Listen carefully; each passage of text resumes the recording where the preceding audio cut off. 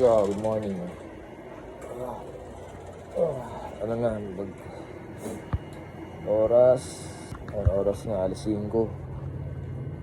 Sabado, alas 5 na madaling araw. Tayo na ano, daily routine natin to.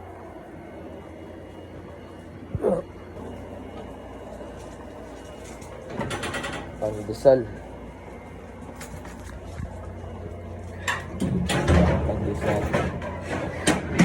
Tsaka butter. Ay sa Ciudad Verde.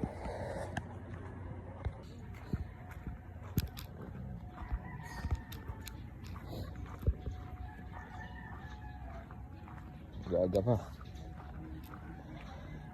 Nag-exercise pa dito.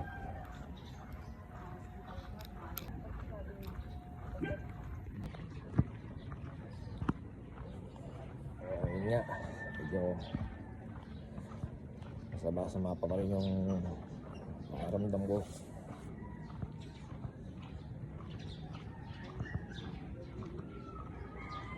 Nakaka pa uminom ng gamot dahil nga kahapon pa-check up ako dahil nahihilo-hilo ko, nangihina yung katawan.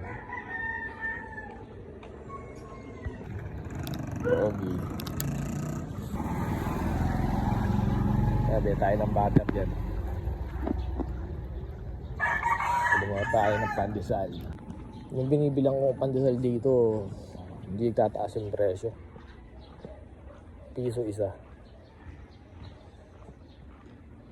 Laging sold out dito, pero piso isa. Yung mga naglalako naman dito, tawag dito, sa 5 piso isa. Malunggay.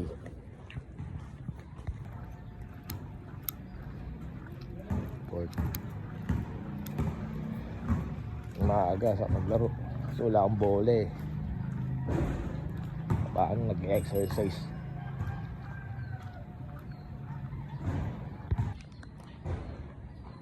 Susunod lang bola pag ganito ko ako nagigising. Alas 4, alas 5.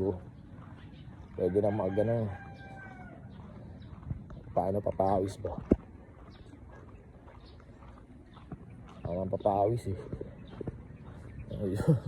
Tumataba lang ako. Baba ako dalawa.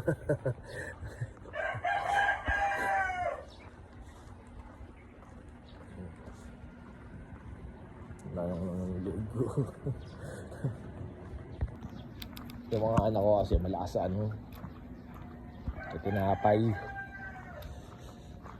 Kailangan lagi may tinapay pagkagising nila. Baka nakakadala yung tinapay. Tao po. Tayo may pandesal na. 50 pesos po. Hindi tayo nabili ng pandesal. Bagong luto. Naging bagong luto.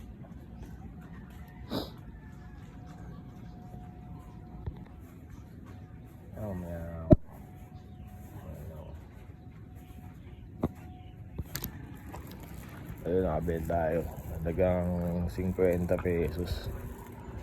Nakabili naman tayo ng butter. Tapos talaga sa pakiramdam pag gantong oras ko gumigising, parang gang-gang ng pakiramdam mo.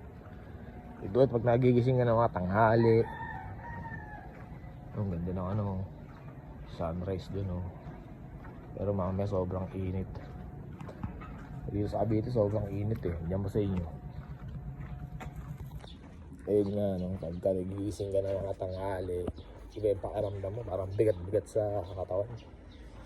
Dito pag gantong oras ka nagigising araw-araw, parang ang sarap gumising, ang sarap sa pakiramdam. Kasama mo agad ng kape, di ba? Masarap. Tapos YouTube. Sabi tayo ng butter.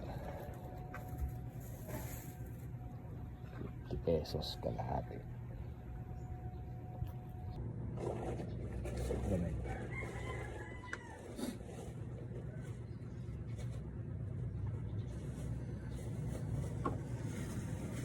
Salamat.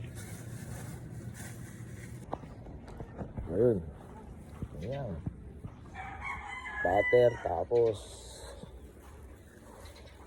pandesal, kape. Solid na to, almusal. So ayun, bawi tayo. Nabili natin yung kailangan natin. Bago bakbakan gagad dahil. Hanggang sa magasing na yung mga bata.